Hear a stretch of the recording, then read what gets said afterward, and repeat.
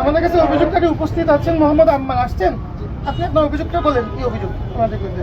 3 দিন আগে আমার বাচ্চা 3 বছর বয়স, আমার মেয়ে খুব গুরুতর অসুস্থ ছিল। আমি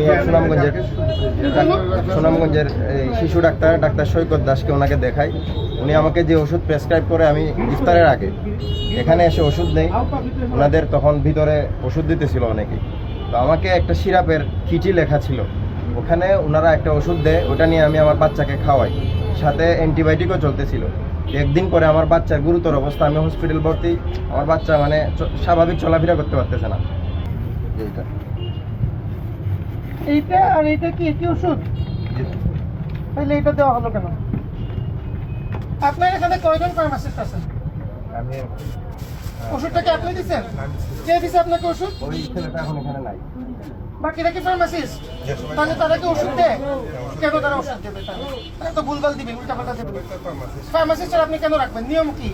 আপনারা বলতেছেন যে এটা হতেই পারে, কে বলছেন? ওনারা চাইছিল কর্মচারী। আপনি জানেন না, কে জানে?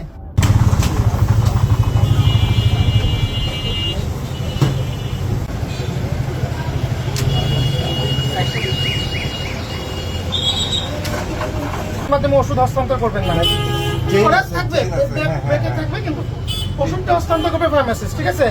আমি এটা ওনাদের মানে বিবেচনা নিচ্ছি, ওনাদেরকে সুযোগ দিচ্ছি।